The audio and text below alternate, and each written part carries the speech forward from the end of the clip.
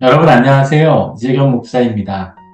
새로운 8월 은혜 중에 잘 보내고 계시죠? 계속해서 다시 보는 성지순례 이야기를 진행하고 있는데요. 지난 시간에는 아시아의 7교회 가운데 서머나 교회가 있었던 서머나 지역에 대한 이야기를 나누었는데 오늘은 9번째 시간으로 아시아의 7교회 가운데 우리에게 가장 잘 알려진 교회이죠. 바로 에베소 교회가 있던 에베소에 대한 이야기를 나누어 보려고 합니다. 에베소는 튀르키예 서쪽에 위치한 도시로 고대 소아시아의 수도였으며 로마와 알렉산드리아, 안디옥과 더불어 로마 제국의 4대 도시 중 하나로 손꼽히는 도시였습니다. 에베소는 오늘날 이즈미르주에 있는 셀주크라는 이름으로 불려지고 있는데요. 과거에는 에베소가 바닷가에 위치한 무역 항구이자 동서양을 연결시키는 교통의 요충지였지만 잦은 지진과 퇴적작용으로 인해 항구가 묻혀지게 되면서 도시의 기능이 현재 장소인 셀주크로 내륙으로 이동하게 되었습니다. 우리가 에베소에 대한 이야기를 나누려면 먼저 요한복음과 요한서신 그리고 요한계시록을 기록한 예수님의 제자 사도 요한에 대한 이야기를 해야 하는데요. 사도 요한은 예수님으로부터 보라 내 어머니라 라는 말씀을 듣고 예수님의 말씀에 따라 예수님의 어머니 마리아를 마지막 순간까지 자신의 어머니처럼 모셨습니다. 요한은 나중에 마리아와 함께 에베소에 와서 노년의 시기를 보내게 되는데요. 에베소에는 그때 마리아가 살았던 마리아의 집과 마리아를 기념하기 위해 세운 성모 마리아 기념교회의 터를 찾아볼 수 있습니다. 실제로 성모 마리아 교회는 AD 431년에 에베소 공의회가 열렸던 역사적인 장소이기도 했습니다. 그리고 에베소에는 사도 요한이 죽어서 묻혔다는 그 요한의 무덤 위에 세워진 사도 요한 기념교회가 있는데요. 사도 요한은 에베소에 와서 에베소 교회 감독으로 사역을 하다가 로마 박해 시기에 핍박으로 인해 반모섬에 유배되었지만 나중에는 다시 에베소로 와서 그의 마지막 생을 마치게 되었습니다. 특별히 이 교회의 문들은 에베소에서 순교를 당했던 그 원형극장의 돌들을 가지고 지어서 박해의 문, 순교의 문의 의미를 지니고 있습니다. 사도 요한의 기념교회는 요한의 무덤을 중심으로 세워진 교회이지만 교회라기보다는 마치 거대한 도시와 같은 규모를 지니고 있어서 에베소 전체에서도 사방에서 바라볼 수 있는 그 언덕 위에 위치하고 있어서 에베소 안에서 사도 요한의 역할이 굉장히 컸음을 알 수 있게 되었습니다. 이런 사도 요한 기념교회 뒤편에는 아야 슬록이라는 이름의 요새가 있는데요.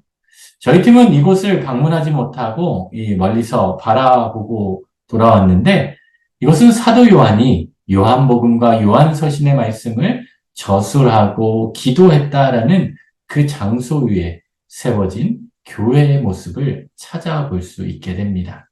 또한 에베소 도시에서 서쪽으로 이동을 하게 되면 고대 에베소 항구로 이어지는 곳에 위치한 고대 에베소 도시의 모습을 확인할 수 있는데요. 성지순례를 방문하는 팀이라면 누구나 이 에베소에 있는 이 에베소 고대 도시의 유적을 방문하게 되고 아시아의 7교회들 가운데 가장 화려한 유적의 모습으로 복원되어 있는 그러한 유적을 경험할 수 있게 됩니다. 고대 에베소 유적지에 도착하게 되면 처음으로 만날 수 있는 곳은 사도 바울의 동역자이며 바울의 건강을 돌보아 주었던 누가복음의 저자 누가의 묘를 볼 수 있습니다. 그렇게 누가의 묘를 지나 고대 에베소 도시의 유적 안으로 들어가게 되면 양쪽 산 언덕 계곡을 따라 형성된 큰 대로와 대로 양옆으로 세워진 로마 시대의 유적들을 만나볼 수 있는데요. 이곳을 방문하게 되면 마치 거대한 로마를 에베소 도시 안에 옮겨다 놓은 것처럼 로마가 가지고 있었던 최고의 건물들의 모습을 그대로 볼 수 있었습니다.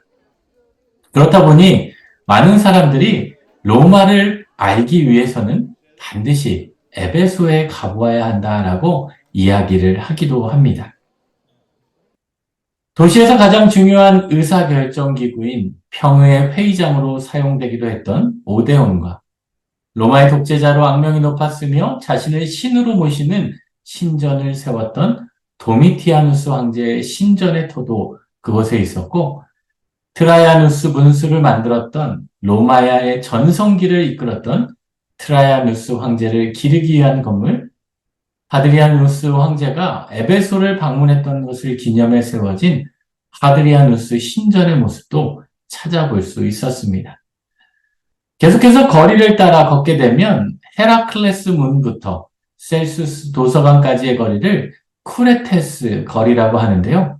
쿠레테스는 원래 아르테미스와 아폴로의 어머니 레나 여신을 도왔던 반신반인을 가리키는 말이었는데, 나중에는 사제들을 지칭하게 되었습니다.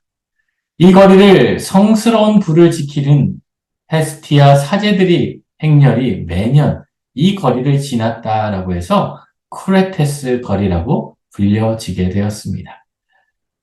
쿠레테스 거리의 끝으로 가면 에베소 유적의 하이라이트라고 할 수 있는 거대한 셀수스 도서관의 모습을 볼 수 있는데요. 당시 셀수스 도서관은 사도 바울이 에베소에 머물며 2년간 말씀을 가르쳤던 두란노 서원이 있던 바로 그 자리에 세워지게 되었다고 합니다. 셀수스 도서관을 지나 고대 시대의 아고라를 지나면 약 2만 5천 명을 수용할 수 있는 거대한 원형극장을 볼 수 있는데요.